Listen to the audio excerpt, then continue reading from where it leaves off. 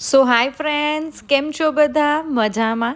સો ધીમે ધીમે છે એ ગરમીની શરૂઆત છે એ થવા માંડી છે અને આ ગરમીમાં આપણે ગોળનું શરબત બનાવી છે જે ખૂબ જ સરસ છે, એ ગુણો ધરાવે છે. તો ફર્સ્ટ ઓફ ઓલ છે એના માટે આપણે અહીં આદુ, લીંબુ, ફુદીનો, ગોળ, ચાટ મસાલો અને ઠંડુ પાણી છે એટલી આપણે વસ્તુ જોઈએ છે.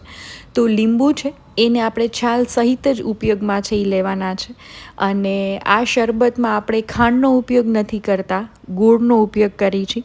એટલે ખાંડ છે એ આપણા શરીરમાં છે એ જતી નથી અને ગોળ છે એ ખૂબ જ સરસ છે, એ બેનિફિટ આપે છે.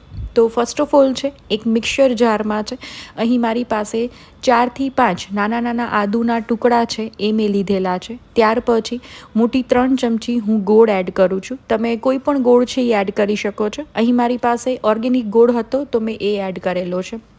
ત્યાર પછી તેની અંદર અહીં મારી પાસે ચાટ મસાલો છે, તો મોટી 2 ચમચી હું ચાટ મસાલો છે એ ઉપયોગમાં લઉં છું. તમારી પાસે એ ન હોય તો તમે છાશનો મસાલો પણ લઈ શકો છો. ત્યાર પછી અહીં ફુદીનાના 5થી 6 પત્તા છે તેને હું ફ્રેશનેસ માટે છે એ એડ કરું છું અને તેને રફલી જ આવી રીતે કાપી અને આપણે એડ કરી દઈએ છીએ.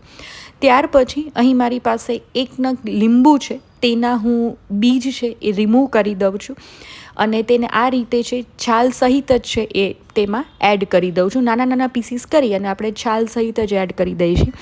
તો લીંબુ છે એ તમારી ઇમ્યુન સિસ્ટમને જે બૂસ્ટ કરવાનું કામ કરે છે. તેની છાલમાં પણ ખૂબ જ સારા પોષક તત્વો છે એ રહેલા હોય છે. ઇવન જે છાલ છે એ કોઈ પણ જાતનું તમારા શરીરમાં ઇન્ફ્લામેશન હોય તો તેને પણ રિડ્યુસ કરવાનું કામ કરે છે અને હાઈ ઇન વિટામિન સી છે.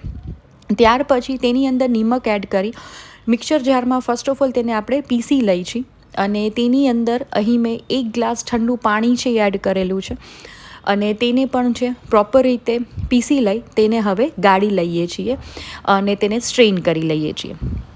આની અંદર તમારે આઈસ ક્યુબ એડ કરવા હોય તો તમે આઈસ ક્યુબ પણ એડ કરી શકો છો, પણ ફ્રેન્ડ્સ એટલી બધી ગરમી નથી પડતી કે તમારે આઈસ ક્યુબ એડ કરવાની અત્યારે નીડેડ હોય, તો અત્યારે મેં નથી કરેલા.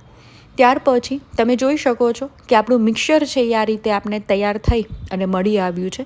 હવે આની અંદર છે 2 ગ્લાસ ફરીથી હું ઠંડા પાણીના છે એ એડ કરી દઉં છું અને તેની આપણે ક્વોલિટી છે એ આપણે ચેક કરી લેશું. તો તમે જોઈ શકો છો કે આપણું શરબત છે એ ખૂબ જ સરસ છે, એ બનીને તૈયાર થઈ ગયું છે.